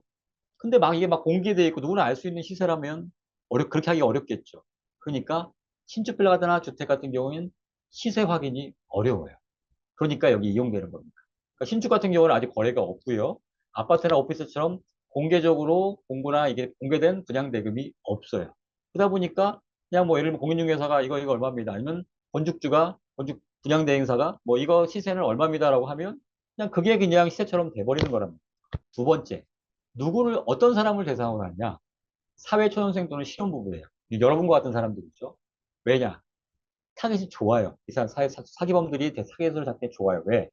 거래 경험이 비교적 적어요. 이 사회초년생 또는 신혼부부 어떻습니까? 그동안 월세에 지쳤다가 이제 좀 환경이 좀 더 좋은 빌라나 주택을 찾아 나선다는 사람들이다. 그래서 그런 환경에 혹해서 계약을 체결해요. 그다음에 우리 주로 어떻게 합니까? 이거 잘 모르면 어떻게 해요? 주로 공인중개사가 하는 말 그냥 믿고 따를 수밖에 없죠. 잘 모르니까. 그러니까 그 말만 믿고 하게 되고. 그다음에 회사를 다니니까 신용이 좋아요. 그러다 보니까 전세자금 대출이 잘 나와요. 그러니까 전세자금 대출 받으면 된다고 하면서 막 꼬셔가지고 오히려 이건 뭐 그러면 뭐돈 부족하면 대출 받으시면 되잖아요. 제가 그거 다 그래서 전세자금 대출 받기 위해서 뭐 그 금융기관도 알선도 해줘요. 또 심지어는 어떻게 하느냐? 유인책으로도 내가 일부 내가 대출금의 이자를 내가 한 두 달 정도 내드리겠다. 아니면 부동산 수수료, 중개 수수료를 받지 않겠다라고 하면서 유혹을 하는 거죠. 이제 수법에 대해서 살펴볼 건데요. 수법은 이제 동시진행이라는 이름을 쓰고 있는데 왜 동시이냐 그러면 매매와 임대를 동시에 진행한다라고 해서 동시진행이라는 이름을 붙였습니다. 이러면 어떻게 하는 거냐 이게 이 신축 빌라의 경우에 건축주, 그 다음에 분양대행업자, 그 다음에 공인중개사, 부동산 컨설팅 업자가 공모를 하는 거예요. 그래서 각각 역할이 있겠죠? 이제 공인중개사는 임차인을 물색해오는 거죠. 그 다음에 부동산 컨설팅 업자는 이 소유권을 넘겨받을 임대인, 즉 바지 사장을 물색하는 거거든요. 예, 그래서 건축주와 우선 임차인이 전세 계약을 체결하게 해요. 그 다음에 같은 날 아니면 아주 인접한 날 임대인에게 소유권을 이전해 주는 거예요. 물론 이후에 다시 뭐 임대인과 전세 계약을 다시 체결하는 경우도 있어요. 따라서 이 전세 계약 일자하고 만약에 분양 계약 일자고 매매 계약 일자가 동일하거나 근접, 그 다음에 구억일 경우도 마찬가지예요. 전세 계약 일자와 매매 계약 일자가 동일하거나 근접한 경우라면 혹시 이거 전세 사기가 아닐까 의심해 볼 필요가 있어요. 이렇게 한 다음에 분양 대행업자, 공인중개사, 부동산 컨설팅업자, 임대인, 즉 관리사장이 이 보증금과 매매세 차익을 나눠 가지는 거죠. 이거를 쉽게 이렇게 한번 표로 만들어 봤는데요. 우선 이 건축주, 이 건물을 지은 사람이죠. 그다음에 뭐 분양 대행업자가 있을 거예요. 이걸 대행해서. 그다음에 공인중개사, 그다음에 부동산 컨설팅 업자가 있어요. 이렇게 다 범행을 공모를 합니다. 그래서 여기 임대인도 이제 구해온 임대인도 있을 수 있어요. 임대인은 두 가지가 있어요. 이제 바지. 실제로 이제 임대 사업을 하고 싶어 하는 사람과 이 바지 임대인들. 명의만 빌려주는 바지 임대인들이 있단 말이에요. 이 사람들 임대인들도 별로 능력이 없는 사람들인 거예요. 다 마찬가지. 이렇게 한 다음에 이 공인중개사의 역할 아까 뭐라고 그랬죠? 임차인을 데려오는 거라고 그랬죠. 그래서 건축주하고 임대인하고 임차인하고 우선 그 임대차 계약을 체결하게 해요. 근데 아까 어떻게 한다고 그랬죠? 매매 시세를 부풀려요. 예를 들면 1,000만 원인 거를 1,200만 원이라고 얘기를 한단 말이에요. 왜냐? 건축주 입장에선 본인은 예를 들면 1,000만 원만 받으면 돼요. 그러니까 이거를 이제 분양을 하기 위해서 어떻게 하냐? 이 건물 난 1,000만 원만 받으면 되니까 뭐 1,200만 원이든 얼마든 얘네들이 마음대로 해가지고 나한테는 1,000만 원만 다오. 이렇게 하는 거예요. 그러면 이 분양대행업자나 공인중개사, 컨설팅업자가 짜고 이거를 1,200만 원이라고 한 다음에 1,100만 원의 임차인을 구해옵니다. 그럼 어떻게 돼요? 원래보다도 지금 시세보다도 더 임대차 보증금이 높잖아요. 그 차액이 얼마입니까? 1,000만 원이 생겼죠. 이 1,000만 원을 나눠 갖는 거예요. 이 사람들이.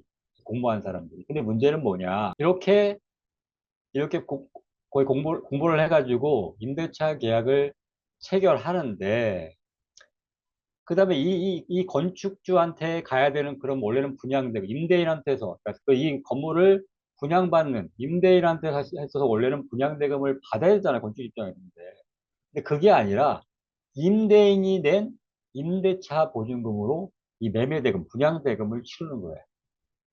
그럼 건축주는 원래 임대인한테 주고 임대인한테 받아야 되는데 건축주한테 가고 나중에 임대인한테 받아야 되는 경우가 된단 말이에요. 근데 어떻게 됐어요? 아까 말한 것처럼 이 임대인들은 어떤 사람들이라고 했어요? 바지 임대인 아니면 능력 없는 사람들이라고 그랬죠. 그러니까 돌려줄 수가 없다는 얘기예요. 그래서 결국 나중에 그러니까 어떻게 된 건가요? 제가 처음에 말씀드린 것처럼 이 집을 그냥 떠나 가세요. 저희는 돌려줄 능력이 안 됩니다. 라고 하는 거죠. 근데 이 바지 임대인들, 임대인들 이 사람들 명의로 한 채 갖고 있는 게 아니다. 심지어는 600채, 700채, 뭐 빌라왕 막 이렇게 나왔잖아요. 이런 사람들 명의로 이렇게 갖고 있는 거예요. 그다음에 결국은 뭐야? 결국은 거기에 그 사람과 계약을 체결했던 임차인들은 돈은 다 건축주한테 줬는데 임대인한테는 이 돌려받을 수 있는 임대차 보증금이 안 나온다는 거죠. 결국은 못 받고 경매를 진행하거나 울며 겨자 먹기로 이 부동산을 떠안게 되는 거죠. 그래서 이렇게 매매, 임대인한테 매매와 임차인한테 임대가 동시에 진행된다라고 해서 우리 이거를 동시진행수법이라고 부르는 겁니다. 이해 가시나요? 실제로 본인이 피해를 입은 걸 모르시는 분들이 꽤 많았어요. 저한테 다른 사건으로 상담을 받으러 오셨다가 부동산 등기부등본을 봤더니만, 바로 이제 집주인이 바뀌거나 집주인이 뭐 이런 식으로 동시 진행이 됐더라고요. 그 보니까, 나중에 보니까 이게 바로 이런 수법의 피해를 입으셨던 거죠. 근데 결국 그 돈도 전세보증금은 임대료 달라고 해봤자 어차피 이 사람은 능력이 없는 사람이면 못 주는 거죠. 결국 경매를 진행하거나 아니면 매수를 해야 되는 이런 울며 겨자 먹기로 이렇게 해야 될 수밖에 없는 아주 안타까운 상황에 처하게 되는 거죠. 그러니까 혹시라도 이런 신축 빌라의 경우에 그러면 어떻게 하냐? 나는 건축주와 계약을 체결하고 건축주한테 임대차 보증금을 주고 그 다음에 나중에 혹시나 바뀌는 거라면 누군지 확인해 보시고 만약에 거기에 내가 마음에 안 들거나 나 잘 모르겠다 싶으면 이 계약을 해지하시는 이런 방법을 취하시는 게 안전하고 그다음에 수시로 혹시나 나중에 중간에 이걸 임대인이 그러니까 매매가 중간에 이루어지는 경우도 있거든요. 내가 전세 계약을 체결한 다음에 건축주하고 그 경우에는 반드시 부동산 등기부등본을 떼보시고 나서 혹시나 그러니까 집주인이 바뀌는지 여부를 수시로 좀 체크하실 필요가 있습니다. 그래서 이런 여러 가지 전세 신종에서 전세 사기를 피하는 방법은 그럼 뭐가 있을 것이냐? 사실은 요게 제일 중요한 부분인데 그렇다고 해서 또 막상 또 뾰족하게 뭘 할 수 있는 방법이 또 마땅치가 않은 것들도 많아요. 그러니까 하여튼 최소한 제가 알려드리는 요것만이라도 꼭 지켜서 여러분들 문제가 없게 거래를 했으면 좋겠습니다. 우선은 시세 확인. 이게 가장 먼저 해야 될 거예요. 시세는 꼭 그 대신 정확하게 확인하셔야 됩니다. 단순히 공인중개사 아니면 분양대행업자가 알려주는 것만 갖고 하시면 안 됩니다. 우선은 기존에 거래가 되고 있던 부동산이라면 국토부 실거래가 공개 시스템을 활용해서 실제로 거래한 매매 내역, 가격 이런 것들을 조회할 수가 있겠죠. 가장 흔하게 이용하는 방법이죠. 보통 이거는 아파트의 경우에 많이 활용되는 방법이고요. 두 번째, 안심 전세 앱이라는 게 있어요. 이게 전세 사기가 좀 이게 많이 이게 횡행하게 된 다음부터 이게 뭐 예를 들면 허그라든가 국토교통부라든가 이런 여러 가지 기관들이 힘을 합쳐서 만들어낸 앱 어플리케이션이에요.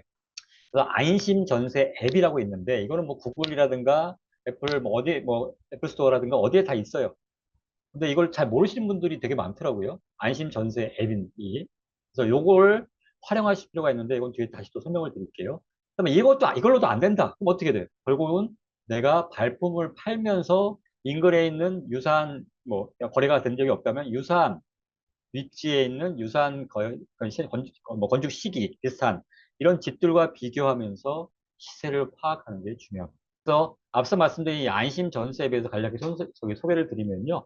국토교통부, 허그, 부동산원, 국민중개사협회 등이 합쳐서 만든 앱이에요. 이 시세 정보를 제공하고 있습니다. 그래서 다세대라든가 연립주택, 다가구, 50세대 미만 소형 아파트에 대해서도 정보를 제공하고 있습니다. 그다음에 그것뿐만 아니라 그러면 이런 이 주택이나 아파트에 대해서 적정한 전세가 몇 퍼센트 정도가 적정하냐라는 것을 제공하고 있고요. 인근 부동산의 전세가도 제공하고 있습니다. 그럼 또 한 가지. 우리 예전 같은 경우에는 이 허그의 전세보증금 반환보증보험 가입이 가능한지는 직접 계약 체결한 뒤에 가서 상담을 통해서 가능한지 여부를 확인할 수 있었거든요. 근데 이 앱을 통해서 바로 온라인상에서도 이 앱을 통해서도 바로 오프라인이 아니라 온라인상에도 가능하다. 이게 어떻게 보면 굉장히 중요한 내용이겠죠. 그 다음에 또 한 가지.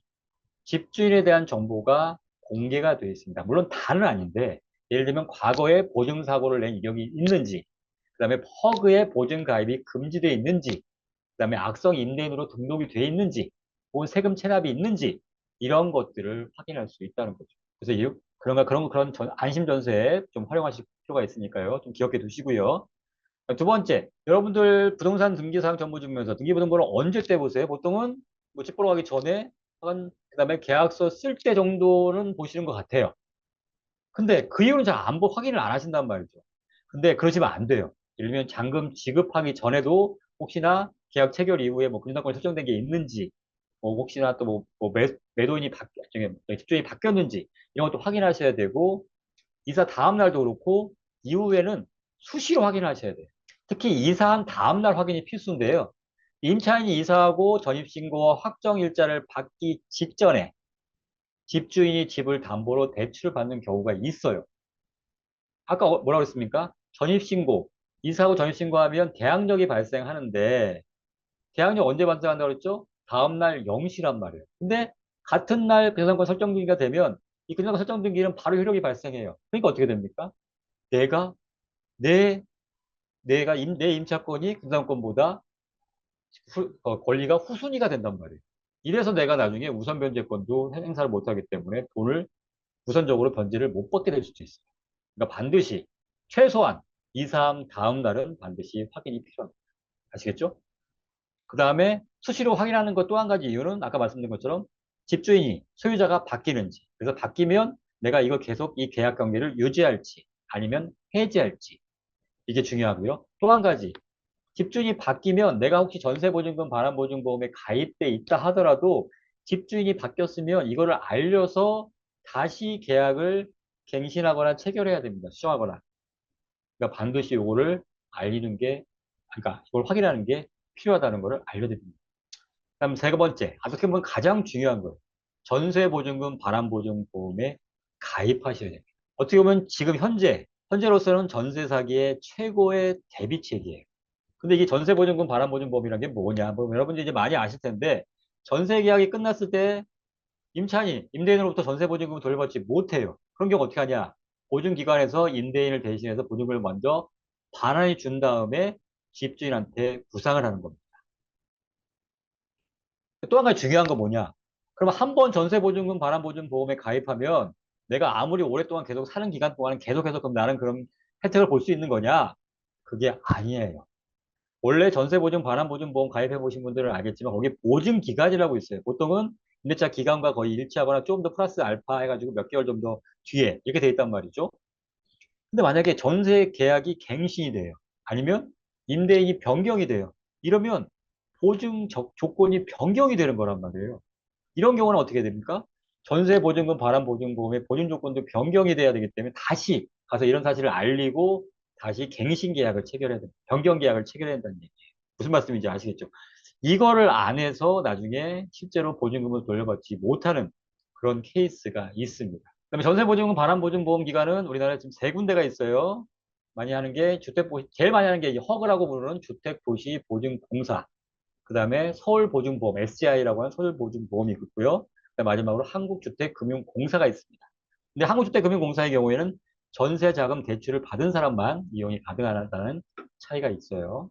근데 이 기관마다 요건이라든가 그 행사 방법들이 조금씩 차이가 있기 때문에 반드시 홈페이지에 들어가서 요건이나 이런 것들을 조금 확인하셔야 돼요. 근데 아까 이 전세보증금, 반환보증보험이 현재로서는 가장 전세 사기를 막을 수 있는 가장 유효한 대비책이라고 말씀을 드렸는데, 근데 그 가입한다고 해서 무조건 그러면 내가 보증금을 돌려받게 되느냐? 그렇지 않은 케이스가 있기 때문에 주의하시라는 뜻에서 두 가지 케이스를 제가 갖고 왔어요. 첫 번째가 주택도시보증공사 허그의 상품 중에 뭐가 있냐면 전세금 안심대출보증보험이라는 게 있어요. 이 상품 이름이에요. 전세금 안심대출보증이에요. 안심대출보증보험. 이게 뭐냐면 임대인이 임차인에게 전세보증금을 반환하지 않을 경우에 허그가 임차인에게 보증금을 반환하는 경우, 이게 뭐라고 그랬죠? 전세보증금 반환보증이라고 그랬죠? 이게 기본이에요.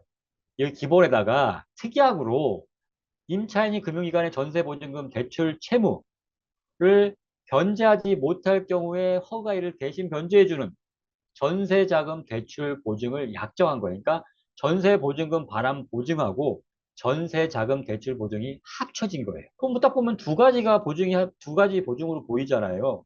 근데 문제는 뭐냐? 한 개의 보증서로 보증서가 발급이 돼요. 그 다음에 보증서에 기재된 보증번호도 한 개예요. 볼까요? 이게 전세금 안심대출 보증서거든요. 보시면 한 장이죠. 그 다음에 보증서 번호도 여기 보시면 하나예요. 근데 여기 보면 누가 나눠져 있죠? 전세보증금 반환보증 이렇게 돼 있고 하나는 또 전세자금 대출 특약 보증 이렇게 돼 있잖아요. 두 가지가 한 보증서에 기재가 돼 있어요. 그러면 뭐 우리 입장에서 뭐예요? 이 임차인 일반 입장에서 임차인 입장에서는 이거 뭐 그냥 하나의 보증이니까 뭐 조건은 요건은 다 똑같겠지 라고 생각할 수 있어요.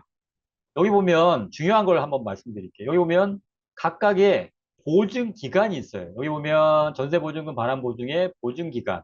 예를 여기 보면 2019년 8월 8일부터 2021년 9월 7일까지라고 돼 있죠. 근데 전세자금 대출 특약보증을 보면 어떻게 돼 있냐? 보증 기간에 2019년 8월 8일. 그건 똑같아요. 근데 보증 기간 뒤에 보니까 2022년 5월 4일까지예요. 뭐지? 아니, 어떻게 이렇게 다 다르지? 아니, 하나의 보증서인데 왜 보증기간이 다르지? 여러분들, 이거 만약에 다르게 했다는 걸 보셨더라도 눈치 처음에 채셨을 것 같아요?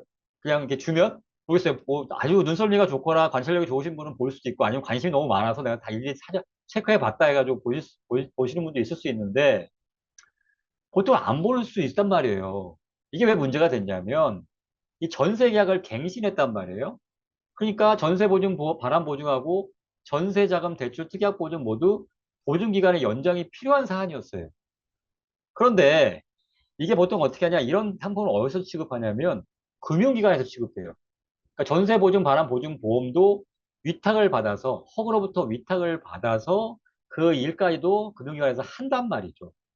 그래서 근데 이 금융위에서 뭐라고 했냐면 이거 대출 기간 이거 전세 기간이 전세 기간이 갱신됐으니까 대출 연장하셔야 됩니다라고 해서 뭐라고 해서 갔어요. 근데 어떻게 했느냐? 이 금융기관에서 전세 보증금 반환 보증에 아이고 잠깐만요. 전세 보증금 반환 보증보험의 기간은 그대로 8월 9월 7일까지 남겨놓은 상태에서 자기들이 주로 취급하는 전세자금 대출과 해준 부분, 그거의 기간만 연장한 거예요. 그러면서 이에 대해서 이 부분도 연장해야 됩니다. 왜냐하면 보시면 아시겠지만, 여기 이 전세대출보증서 시기가 어쩌면 91년 9월 7일이에요. 2021년 9월 7일이에요. 그럼 사실 만료일이란 말이에요. 보증기간. 그러면 이것도 만료될 수 있으니까 이것도 연장해야 됩니다라고 알려줬어야 되는데 알려주지 않았어요. 그러니까 그냥 금융기관에서 연장됐습니다라고 하니까 임차인 입장에서는 이거 뭐 다 연장됐나 보다라고 해서 안심하고 있다가 나중에 이 기간이 지나서 전세 보증금 못 받으니까 이 허그한테 전세보증금 돌려주세요 했더니 뭔 소리야, 보증기간 이미 끝났잖아, 그 일이 발생한 거는 난 못 줘 라고 하면서 거부한 사람. 그래서 지금 소송 중이에요 지금. 그러니까 반드시 만약에 이런 안심대출 보증에 가입해 있는 상품에 가입돼 있으신 분이라면 전세보증금 반환보증 부분하고 전세자금 대출 특약보증의 보증기간이 전부 다 일치하는지, 다 이게 기간이 만약 연장해야 될 경우는 둘 다 연장이 됐는지를 반드시 확인하셔야 된다는 얘기입니다. 아시겠죠? 그다음에 전세보증금 반환보증기간과 전세자금 대출기간 기간이 달라서 사실 문제가 된 경우가 있어요. 원래 보통의 경우에는 이 전세자금 대출을 받는 경우에도 금융기관에서 보증기관에 보증을 받도록 한단 말이에요. 그래서 보통 뭐 SGI라든가 허그라든가 이렇게 하고, 그다음에 전세보증금 반환보증기관은 어차피 허그나 SGI 이런 데 담당하잖아요. 그러니까 보통의 경우는 이게 같아요. 그럼 문제가 안 생겨요. 근데 이 사안에서는 어떻게 되느냐? 이 전세자금 대출 보증 기관, 보증을 받으면서는 어디다가 보증 기관이 어디였냐면 SGI였어요. 대출금에 대한 보증 기관은 SGI, 서울보증보험이었어요. 근데 원래 이 전세보증금 반환 보증도 사실은 SGI에다 가입을 하려고 했는데 가입이 거부됐어요. 그러다 보니까 어떻게 할 수 없이 허그에다가 가입을 했어요. 그게 되면 어떻게 보증기관이 지금 달라졌죠. 그런데 원래 이 전세자금 대출을 받을 때는 어떻게 하냐면 이게 뭐 보증기관 입장에서는 나중에 담보가 있어야 나중에 혹시라도 이게 목돈을 받을 때 내가 담보를 행사해서 뭔가를 할 거 아닙니까? 그러니까 어떻게 하냐면 이 임차인이 갖고 있는 전세 보증금 반환 채권에 대해서 질권, 질권을 설정하게 된단 말이에요. 근데 여러분 질권 아십니까? 혹시 여러분 여기 혹시 여기 채팅을 해가지고 혹시 질권 나 안다 하시는 분 혹시 글 올려주세요. 왜냐면 제가 지금까지 물어본 사람 중에 이걸 아시는 분, 제가 지금까지 수백 명을 물어봤는데 아시는 분이 한 명도 없어 그래요. 혹시 나 이거 안다 하시는 분 올려주십시오. 없으신가요? 질권이 뭐냐면 우리가 보통 부동산을 담보로 대출을 받으면 그거를 그때 근저당권이라고 하잖아요. 그러니까 부동산이라는 물건을 담보로 제공한 경우에는 근저당권, 저당권이에요. 근데 저기 물건이 아니라 예를 들면 전세보증금 반환 채권, 이 채권을 담보로 제공할 때는 이때는 뭐라 부르냐면 질권, 근질권 이렇게 부른단 말이에요. 근데 우리 보통 이제 대출 받으면서 아마 분명히 이거 쓰셨을 텐데 우리 보통 가면 이제 금융기관에서 이만큼 서류들 이만큼 준비해가지고 이게 여기다 대충 이게 서명한 뭐 읽어보시라고 시간은 주지만 그거 다 읽어보시는 분 있습니까? 아니면 뭐 너무 그냥 거기서 그냥 빨리빨리 이거 뭐 이거 필요한 서류 되니까 해서 서명하세요라고 하면서 이 대충하는 경우에 할 수 없이 그냥 빨리빨리 서명해 버리는 경우도 많잖아요. 그러니까 제대로 다 모르고 사실 이런 질권 설정서라는 게 지금 막 보여드릴게요. 아마 그 대출 받으면서 근질권 설정 계약서라는 걸 작성했을 가능성이 있어요. 그런데 아마 여러 가지 대출 서류 중에 껴있었을 거란 말이죠. 그러다 보니까 그냥 뭐, 뭐 이것도 그냥 이런 게, 이거 필요합니다라고 하니까 그냥 막 그냥 이렇게 해가지고 막 서명하고 막 이렇게 해가지고 했단 말이죠. 이런 게 있는지도 나도 기억 못 하더라고, 임차인 입장에서는. 그런 게 있었나? 근질권 자체를 모르니까. 설사 봐도 뭔지 모르니까. 그러니까 이런 거 몰랐단 말이죠. 근데 문제는 뭐냐? 전세 보증금 반환 보증보험에 가입할 때 아마 이런 거를 쓰신 분들이 있을 거예요. 확약서라는 걸. 거기에 뭐가 있냐?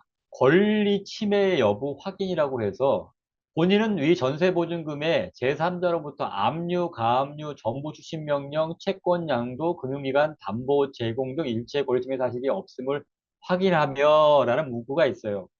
근데 이 직권이 뭔지 모르니까 금융기관의 담보 제공? 나는 뭐 그런 거 한 거 없는데? 나는 뭐 담보 제공한 사실이 없는데? 이러면서 그냥 거기다가 없음이라고 표시한 다음에 이게 서명을 해서 제출을 했단 말이죠. 근데 이제 와서 이제 사고가 발생한 다음에 이제 와서 보증금을 달라고 했더니 야, 너 이거 제대로 나한테 고지하지 않았네? 이 근질권도 담보 제공이야. 이러면서 이게 네가 면책사유라고 해. 그러니까 거부를 거절할 수 있는 사유를 면책사유라고 하는데 이 면책사유가 있기 때문에 나는 거절할 거야. 라면서 거절했어. 그래서 지금 소송 중입니다.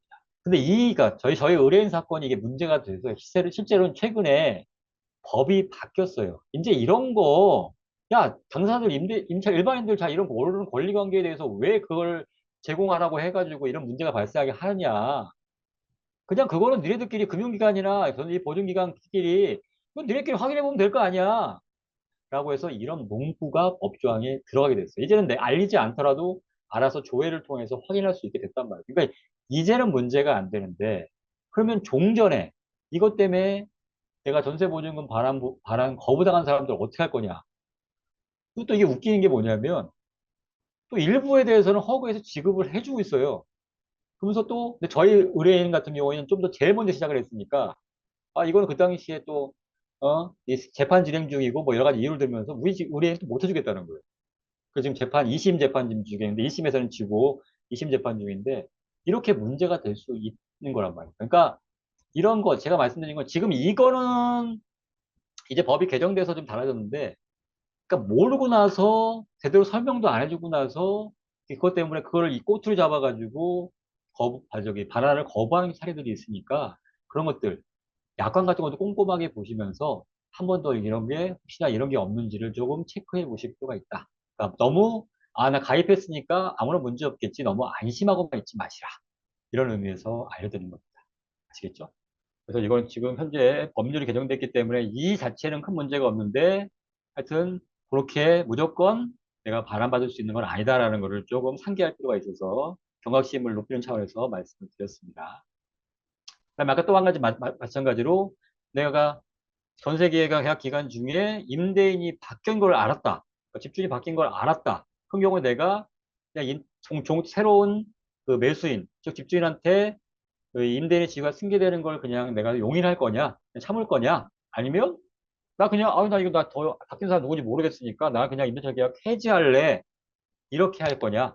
이렇게 선택할 수 있으니까 만약에 양도 사실을 안 떼, 그럼 바로 이의를 제기하셔가지고 이 임대차 관계로부터 벗어날 수 있다라는 것도 알아주시면 좋습니다. 이 경우에는 이 변경된 임대인에 대해서 보증금 반환 청구도 가능하고요. 만약 이 사람이 주지 않는다 그러면 이 소송을 제기해서 확정 판결 후에 이 변경 전 임대인의 재산에 대해서 강제 집행도 가능하다라고 하시면 될 것 같습니다. 지금까지는 이제 예방책이라고 할 수 있는 것들을 알아봤는데, 그러면, 이런 일은 없어야 되겠지만, 내 전세기를 당했어. 진짜 너무 억울하잖아요. 근데 내가 이제 너무 당황해가지고 어떻게 뭘 해야 될지 모르겠어. 그런 경우를 대비해서 이제 뭘부터 처리해야 되느냐, 이 우선순위에 대해서 좀 말씀을 드릴게요. 우선, 계약 갱신 거절 통지부터 하셔야 됩니다. 특히나 아까 보증보험에 가입해 있는 경우라면, 받을 가능성이 아주 굉장히 높다고 했잖아요. 근데 이게 묵시적 갱신이 되면 사실은 이 보증기간 내가 벗어나 버릴 수도 있기 때문에 이게 계약 갱신되는 것을 거절해서 내가 계약이 이제 내 기간 내에 종료할 수 있게 그렇게 한단 말이죠. 그러니까 이 묵시적 갱신에 대해 보증보험사는 보증채무 이행을 안 하니까 이걸 조심하셔가지고 계약 갱신 거절 통지를 하시는 게 중요해요. 근데 계약 갱신 거절 언제 한다고 그랬죠? 6개월부터 2개월 전까지 안 하면 묵시적 갱신이 됩니다. 그러니까 계약서 계약 만료 최소한 2개월 전까지는 계약 종료의 의사를 표시하고 그 의사 표시가 임대인에 도달되도록 해야 됩니다. 그리고 만약 전세 계약 기간 만료 2개월 전까지 갱신 거절 의사 표시를 하지 못했다. 이런 경우 어떻게 묵시적 갱신이 됐다 이러면 바로 보증보험회사에다 알려서 변경된 보증서를 발급받아야지만이 나중에라도 보증금을 돌려받을 수가 있습니다. 아시겠죠? 그리고 만약에 이 계약 갱신 거절 통지를 하는데 임대인이 안 받아. 그럼 어떻게 돼? 무조건 그냥 내가 그냥 참 그냥 에이, 안 받으니까 어쩔 수 없네 해야 되나? 그게 아닙니다. 이거 의사표시라고 하는데 계약 갱신 거절도 의사표시라고 하는데 의사표시의 경우에도 소송을 통해서 의사표시 공송달이라는 게 있어요. 주소가 변경돼서 만약에 임대인한테 이게 통지를 못 하겠다고 하면 의사표시 공송달이라는 절차가 있어요. 그 소송의 일종이거든요. 그걸 통해서 법원을 통해서 하게 되면 도달을 안 했어도 도달된 거와 마찬가지로 취급해 준단 말이죠. 그러려면 어떻게 됩니까? 2개월보다 좀 전에 해야지 소송 절차가 진행이 될 수 있겠죠? 그러니까 그렇게 경우 만약에 계속해서 연락이 안 되거나 뭔가 이렇게 임대인하고 소통이 안 된다는 경우라면 반드시 이렇게 2개월보다 좀 전에 해가지고 의사표시의 공시송달이라는 제도를 활용해 보시는 것도 좋을 것 같습니다. 그 다음에 만약에 다른 곳으로 전입하거나 짐 빼기는 절대 하시면 안 돼요. 왜 안 된다고 그랬죠? 계약력이나 우선결제권을 상실하기 때문에 그래요. 그러니까 이 배당을 받기 전까지는 이 절대로 대항력과 우선변제권을 유지하시기 위해서라도 전입하거나 짐 빼기를 하시면 안 됩니다. 근데 내가 불가피하게 내가 지방으로 이사하거나 어디로 가야 돼. 이사할 수밖에 없다. 그럼 어떻게 됩니까? 그때 활용할 수 있는 제도가 바로 임차권 등기명령이에요. 임차권 등기명령을 하면 이 대항력과 우선변제권은 내가 혹시나 딴 데서 전입하거나 짐 빼기를 하더라도 유지가 될 수 있어요. 그런데 단순히 임차권 등기명령만 신청해 놓고 나서 바로 짐을 빼거나 다른 데로 전입하면 안 돼요. 등기부등본상에 임차권 등기명령이 등기가 된 것까지 보시고 나서야 그때 옮기셔야 됩니다. 만약에 그 전에 해버렸다면 대항력은 상실할 수가 있어요. 아시겠죠? 그건 조심하셔야 됩니다.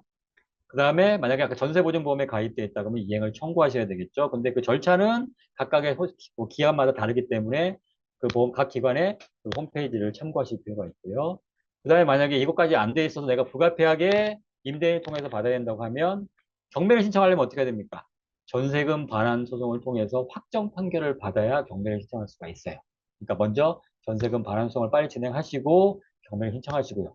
근데 우연찮게 예를 들면 다른 사람이 먼저 그러니까 뭐 그런 경우는 사실 오히려 돈을 받기가 쉽지 않을 수도 있는데 나보다 앞선 부담권자가 있어서 아니면 가압류권자가 있어서 그 사람이 경매를 신청했다. 그러면 거기에 경매에 참가를 해서 그러니까 배당 요구 종기일까지는 법원에 권리신고 및 배당 요구 신청서를 제출해서 배당 요구를 해야지만이 앞선 사람 걸 하고 배당받고 남은 금액에 대해서 내가 배당을 받을 수가 있습니다. 무슨 말씀인지 아시겠죠? 이걸 반드시 하셔야 됩니다. 이런 절차를 거쳐야지만이 여러분이 일정 부분이라도 권리를 구제받을 수가 있게 되는 겁니다. 제가 준비한 내용은 여기까지예요. 아까 중간에 좀 이렇게 약간 이제 혼란이 있어가지고 좀 시간이 좀 많이 좀 지체가 됐는데요. 여러분 이제 뭐 대략 뭐 여러 가지 더 빠르게 진행되고 너무 양이 더 많다, 그냥 짧은 시간에 많은 양을 하다 보니까 아마 세부적인 내용까지 세세하게 설명해 드리기는 좀 어려운 면이 있었어요. 하지만 제가 말씀드린 거 요만이라도 좀 기억하셨다가 여러분이 계약하실 때 좀 참고하시면 좋을 것 같습니다. 이제 혹시라도 궁금한 사항이 있으면 이제 질문을 좀 받겠는데요. 우선 제가 몇 가지 받아놓은 게 있어서 우선 먼저 그거부터 답변을 드리도록 하겠습니다. 우선 첫 번째, 이제 부동산을 안 고치고 집주인과 직접 계약을 하려고 하는데 유의할 점은 뭐가 있을까요? 이게 아마 부동산 중개 수수료를 아끼기 위해서 아마 이렇게 하시는 경우가. 근데 이거 아마 갱신 계약을 하실 경우는 사실 이렇게 하셔도 돼요. 어차피 뭐 종전을 했던 사람이니까 그런 문제가 없는데. 근데 집주인하고 만약에 직접 계약을 하게 된다고 한다 그러면 원래 공인중개사의 역할은 뭐냐면 단순히 집만 보여주는 게 아니에요. 그 집에 대한 어떤 권리 관계에 대해서 설명을 하고 혹시나 뭔가 주의해야 될 점에 대해서 미리 좀 파악을 해보시고 그런 것들을 고지해주는 역할을 하는 거란 말이죠. 그 다음에 또 문제가 생겼을 때는 이 집주인들이 아마 공인중개사가 계약을 체결하면 아마 이런 걸 공제 증서라는 걸 아마 줄 겁니다. 문제가 생겼을 때 이렇게 공제 증서를 통해서 나중에 공제 기간을 통해 이거를 일정 부분 손해를 배상받을 수 있는 것이 생기는데 집주인과 직접 계약을 체결하면 이 문제가 생겼을 때 해결하는 게 좀 더 어려울 수가 있어요. 다만 불가피하게 집주인과 계약을 체결한다면 우선 기본적으로는 집주인이 맞는지를 확인하셔야겠죠. 그 다음에 집주인이 혹시나 세금을 체납한 게 있는지, 그 다음에 또 한 가지가, 그 다음에 앞서, 뭐, 당연히 확인하셔야겠지만, 부동산 등기부등본을 통해서 나보다 앞선 어떤 가압류권자라든가 부담권자가 있는지, 이런 것들을 반드시 확인하시고, 그렇게 체결하시는 게 좋습니다. 근데 저는 사실은 권해드리고 싶은 거는, 그렇다, 좀 부동산 수수료가 좀 아까운 면이 좀 있긴 하긴 하지만, 또 안전한 거래를 위해서는 공인중개사를 통해서 계약을 체결하는 게 좀 더 안전하지 않을까라는 생각이 듭니다. 두 번째 질문인데요. 임대차 계약 시 특약 작성하려고 하는데 작성 시 유의할 점은 무엇이 있을까요? 아까 제가 그 강의 내용 중에서도 있었죠. 특약사항에 대해서 대략 그 9가지 부분에 대해서 말씀드린 부분들이 있어요. 뭐 대표적으로 예를 들면 추가적으로 이제 변상권 설정되는 경우에 계약을 해지하고 손해배상을 부담한다라는 그런 그런 내용들을 기재할 수 있고 아니면 뭐 임대인이 바뀌거나 그러니까 뭐 건물을 매도하는 경우에 임대인한테 통지한다라는 거야. 아니면 뭐 예를 들면 원상복구의 의무 범위에 대해서 한다든가. 근데 중요한 건 뭐냐면 이게 구두로는 자세하게 이제 얘기를 해놓은 다음에 이제 막상 계약서에는 굉장히 간단하게 막 두리뭉실하게 써놓은 경우가 있어요. 근데 이 특이학상을 작성에 주의할 게 뭐냐? 누가 보더라도 이게 해석의 논란의 여지가 없어야 돼. 그러니까 임대인이 해석은 이렇게 하고 임차인이 이렇게 해석할 수 있는 이런 거라면 사실은 작성하는 건 안 돼요. 그럼 작성하라 마나예요. 누가 보더라도 내용이 명확하게, 누가 보더라도 알 수 있게 아주 자세하고 명확하게 기재하실 거. 이게 무엇보다 중요합니다. 실제로 분쟁이 발생한 거 보면, 임차인은 이렇게 주장하는데, 그거 그런 내용 아니다. 이거 사실 이런 내용이다. 라고 주장하는 경우도 있어요. 근데 사실 보기에 따라서 그렇게 볼 수도 있는 경우도 있단 말이에요. 그러니까 말만 그렇게 자세하게 하는 게 아니라 실제 계약서에도 아주 자세하게, 명확하게, 구체적으로 기재하셔야 된다. 이거 주의하셔야 됩니다. 그다음에 세 번째, 전세 계약 시 집주인의 신용을 확인할 수 있는 방법이 궁금합니다. 이거 뭐 굉장히 다 궁금하게 생각하실 겁니다. 근데 집주인의 신용까지 확인할 수 있는 방법은 없어요. 솔직히 말씀드립니다. 이때 신용은 근데 그래서 대신에 그 못하고 신용정보 회사를 통해 가지고 우리가 확인할 수 있는 것도 아니고 아니 뭐 자기 재산 명시표를 하나 작성해서 이거 제출해 보세요 할 수도 없는 거 아니에요. 그래서 대부분 경우는 어떻게 하냐. 그래서 공인중개사가 이 부분은 뭐 저기도 건물이 많고 이분 재산이 많으신 부분이니까 걱정하지 마세요. 라고 해서 계약을 체결하신 경우도 굉장히 많단 말이에요. 물론, 뭐 그런 경우가 대부분일 거예요. 근데 이게 전세 사기에 이런 부분들을 악용해서 공인중개사와 짜고 임대인의 어떤 신용이라든가 재산 상태를 부풀리거나 아니면 거짓으로 고지해가지고 계약을 체결한 경우도 있기 때문에 그 말만은 그것들을 믿으실 건 아닌 것 같고요. 이게 법이 개정되면서 한 가지 들어간 부분이 있어요. 우리가 이제 다른 부분들은 어쩔 수가 없는데 이 부동산에 우리가 확인할 수 없던 부분, 예를 들면 근저당권이나 가압류 같은 경우에는 부동산 등기부등본을 통해서 확인이 가능한데 이 집주인이 체납하고 있는 세금에 대해서는 확인하기가 어려웠단 말이에요. 그래서 물어보면 당연히 뭐, 그런 거 없습니다. 이렇게 거짓말할 수도 있는 거 아닙니까? 그래서 어떻게 하느냐? 이 법에서 주택임대차 보호법이 개정되면서 어떻게 되냐면 임대차 계약을 체결할 때 임대인이 임차인에게 제시해야 되는 정보를 규정하고 있어요. 어떤 거냐? 그, 그러니까 제시해야 되는 게 뭐가 있냐면 납세 증명서, 국세 납세 증명서나 지방세 납세 증명서를 원래 제시를 해야 돼요. 그런데 만약에 이 계약 체결 전에 이 국세 징수법에 따라서 이제 그 미납 국세나 체납액을 열람할 수 있는 그런 절차들이 있는데 사실 이거는 임대인이 동의를 해줘야 되거든요. 제 계약 체결 전에는 이거에 대해서 만약에 임대인이 동의를 해줬으면 이 납세 증명서는 제출할 필요가 없어요. 이거 그러니까 동의하는 거로 가름할 수 있다 이렇게 되어 있거든요. 그러니까 임대인의 동의를 받아서 이렇게 미납 국세가 있는지 체납액이 있는지를 열람을 하거나 아니면 집주인한테 요구해서 납세 증명서, 이 체납된 사실이 없다는 국세나 지방세에 대한 납세 증명서를 제시를 해달라고 해야 됩니다. 사실 법에 들어갔기 때문에 당연히 해줘야 되는데 뭐 이걸 모르거나 아니면 해서 일부 임대인들이 이걸 거부할 수 있어요. 사실 그러면 좀 의심해 볼 만한 사정이 있는 거죠. 아니 왜 법에 이렇게 들어가서 해주고 하라고 돼 있는데 왜 안 해주냐? 사실 그런 부동산이라면 사실은 원래는 피하시는 게 좋아요. 무슨 말씀인지 아시겠죠? 피하셔야 되는 게 좋고 아니면 이걸 요구해서 받는 방법이 있고. 근데 만약에 계약 체결 이후라면 이거는 저기 뭐냐 임대 동의 없이도 이 홈택스 국세청에 들어가는 거기에 보면 이 체납 세액에 대해서는 확인할 수 있는 절차들이 마련되어 있어요. 홈페이지에 들어가 보시면 알 수 있습니다. 그러니까 이런 절차들이 마련되어 있으니까 이 계약 체결 이후에는 확인할 수 있어요. 그러니까 어떻게 돼? 그래서 아까 특약사항에다가 만약 계약 체결 이후에라도 그러니까 임대인이 알려준 거와 달리 만약에 체납이 있다. 라고 하면 계약을 해지할 수 있다는 걸 문구를 기재하고 그때 만약에 해지되면 계약금을 즉시 돌려준다라는 이 특약사항을 기재할 필요도 있다는 겁니다. 아시겠죠? 그래서 신용을 확인할 수 있는 방법은 없지만 체납세액이나 이런 것들을 확인할 수 있는 방법은 있다. 이렇게 기억하시면 될 겁니다. 그 다음에 임대차 계약 시 부동산에서 유의해야 할 점. 사실 제가 오늘 말씀드린 게 거의 다 유의할 점이라고 할 수 있는데요.